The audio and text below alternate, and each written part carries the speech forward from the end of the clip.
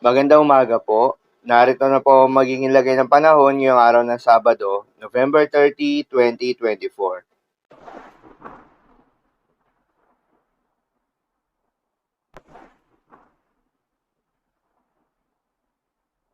Sa kasalukuyan na tayo sa pag-asa, patuloy na nakakaapekto itong shear line o yung salubungan ng malamig na hangin at mainit na hangin sa may eastern section ng Central at Southern Luzon.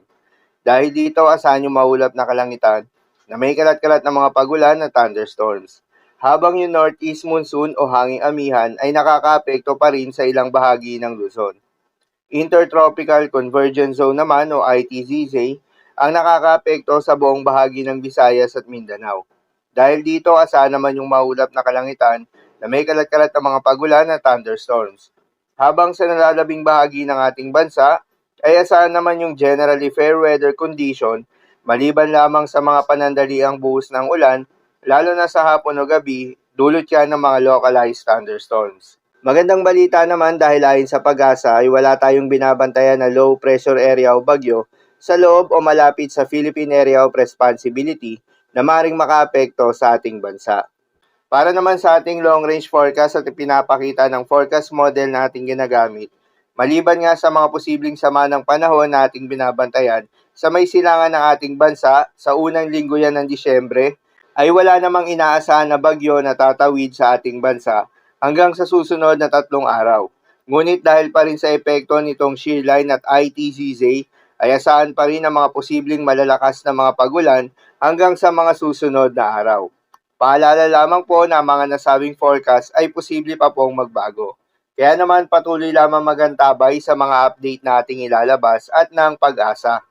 Para naman sa magiging lagay ng panahon ngayong araw ng Sabado, dahil nga sa epekto nitong Intertropical Convergence Zone, asahan sa buong bahagi ng Mindanao, Eastern Visayas, Central Visayas, Negros Island Region at Palawan, ang maulap na kalangitan na may kalat-kalat na mga pagulan at thunderstorms. Posible ang mga pagbaha o pagguho ng lupa dahil sa katamtaman hanggang sa kung minsan ay malakas na pagulan.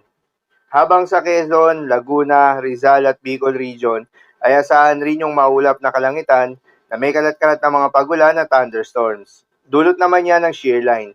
Posible rin ang mga pagbaha o pagguho ng lupa dahil sa katamtaman hanggang sa kung minsan ay malakas na pagulan. Habang sa Cagayan Valley, Cordillera Administrative Region at Aurora, asahan naman yung maulap na kalangitan na may kasamang mga pagulan.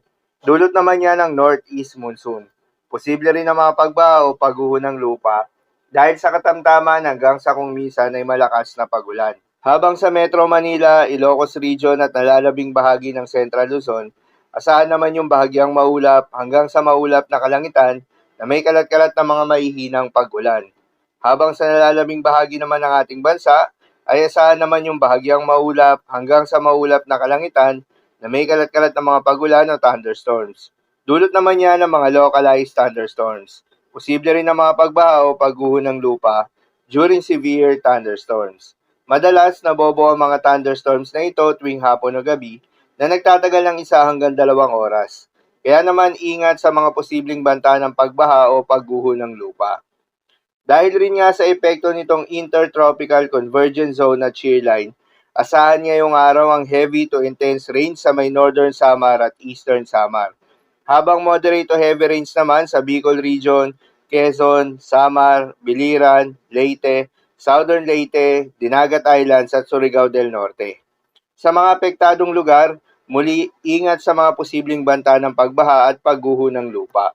Para naman sa magiging lagay ng mga dagat baybayin, ayon sa pag-asa ay may nakataas pa rin tayo na gale warning sa mga seaboards ng Batanes, Cagayan, kabilang na ang Babuyan Islands, Ilocos Norte, Isabela, Aurora at Polillo Islands. Dahil pa rin yan sa epekto ng northeast monsoon o hanging amihan. Ayon sa pag-asa ay huwag munang pumalaot yung mga kababayan nating mangingisda at yung may mga maliliit na sasakyan pandagat sa mga nasabing seaboards dahil inaasahan yung maalon hanggang sa napakaalon na karagatan. Habang sa nalalabing seaboards ng ating bansa, ay asahan naman yung banayad hanggang sa katamtaman ng mga pag-alon.